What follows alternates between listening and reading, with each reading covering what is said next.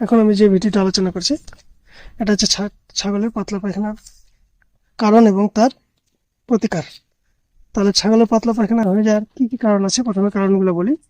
কারণগুলো হচ্ছে, একটা হচ্ছে খুব ঠান্ডা লাগা, একটা হচ্ছে খুব গরম লাগা। কারণ খুব ঠান্ডা লাগলেও পাতলা পায়খানা হতে পারে, আবার খুব গরম লাগলেও পাতলা পায়খানা হতে পারে। আবার খাদ্য থেকে, প্রধান কারণ হচ্ছে খাওয়ার খাওয়ার খাওয়ার দোষেই বেশিরভাগ পাতলা পায়খানাটা হয়ে থাকে। বাচ্চার ক্ষেত্রে হয়তো বেশি দুধ খেয়ে নিল, বা বড় ছাগলের ক্ষেত্রে অনেক সময় দানাদার খাদ্য হঠাৎ করে বেশি পেয়ে গেছে, খেয়ে নিছে। আবার অনেক সময় কচি ঘাস, খুব রসালো ঘাস আছে, সেটা বেশি খেয়ে নিলে সেক্ষেত্রে পাতলা পায়খানা হতে পারে। তো এগুলোই হচ্ছে পাতলা পায়খানার প্রধান কারণ। এই চারটা কি কি: খাওয়ার, দানাদার খাদ্য বেশি খেয়ে নেওয়া, বাচ্চাগুলো বেশি দুধ খেয়ে নেওয়া, তারপরে কচি ঘাস খেয়ে নেওয়া, আর হচ্ছে ঠান্ডা লাগা এবং গরম লাগা। এগুলোই হচ্ছে পাতলা পায়খানার কারণ। এই কারণগুলো যদি না হয় তাহলে পাতলা পায়খানা হবে না। তাহলে পাতলা পায়খানা হলে কি করবে? আমি খুব একটা ঘরোয়া চিকিৎসার কথা বলবো, খুব সাধারণ, সেটাকে তোমরা রেখে দিবে। কি? এটা হচ্ছে কাঁচা জোয়ান।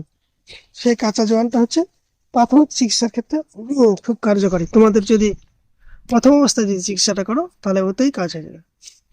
পাতলা পায়খানা বা ছাগলের যদি হয়তো পেট ব্যথা ওঠে, সঙ্গে সঙ্গে পেট ব্যথা যদি উঠে, সঙ্গে সঙ্গে ওটা বাইটে রাখতে পারো, আগে থেকেই পিষে রাখতে পারো মিক্সি থেকে গুঁড়ো করে।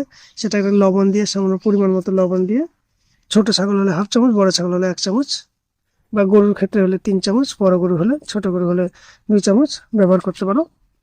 লবণ আর ওই কাঁচা জোয়ানটা বেটে খাইয়ে দিলে সঙ্গে সঙ্গে পেট ব্যথা কমে যায়। আর পাতলা পায়খানার ক্ষেত্রে এটা খুব কার্যকরী। আর মনে রাখবে যে একই ওষুধ অনেক সময় কাজ করে না। পাতলা পায়খানার মোটামুটি অনেক রকমের এলোপ্যাথিক ওষুধ আছে, সেগুলো কিন্তু সবসময় যে একটা ওষুধই কাজ করবে তা কিন্তু নাও করতে পারে। যদি কাজ না করে, একবার দুবার দেখতে হবে, মোটামুটি একদিন দেখে যদি দেখা গেলো কাজ করছে না ওই ওষুধটা, তাহলে কিন্তু ওষুধটা চেঞ্জ করতে হবে, সে যেই ওষুধ হোক। কারণ অনেক সময় একই ওষুধের ক্ষেত্রে বারবার কাজ করে না, তখন ওর যে বিকল্প ওষুধ থাকে তখন সেটা ব্যবহার করতে হয়। অনেক সময় তো তোমরা বলবে এটা দিয়ে তো এর আগে সারালাম, এখন কেন সারছে না? অনেক সময় এটা হয়, তখন কি করতে হবে? ওষুধটাকে চেঞ্জ করতে হবে। আর সব ওষুধেরই কিন্তু বিকল্প ওষুধ থাকে, তখন সেটা ব্যবহার করবে। তো কাঁচা জোয়ানটা হচ্ছে পাতলা পায়খানার ক্ষেত্রে, ছাগল গরুর ক্ষেত্রে খুব উত্তম কার্যকরী ওষুধ। পাতলা পায়খানা কোনো সাইড এফেক্ট নাই। তোমরা প্রেগনেন্সির ক্ষেত্রেও ব্যবহার করতে পারো, প্রেগনেন্সি ছাড়াও ব্যবহার করতে পারো। যদি পাতলা পায়খানা নাও হয়ে থাকে তবুও ব্যবহার করতে পারো, এতে কোনো ক্ষতিকর কোনো প্রভাব নেই। তাহলে এটা খুব কার্যকরী। এছাড়া তোমরা এলোপ্যাথিক ওষুধের দোকানে গেলেই পেয়ে যাবে, সেটা আর কি বলবো, অনেক ওষুধ আছে। তাহলে তোমরা এটা পাতলা পায়খানার জন্য ব্যবহার করতে পারো। তাহলে এই ভিডিওটা এই পর্যন্ত রাখছি। আমি পরে ভিডিও দিচ্ছি।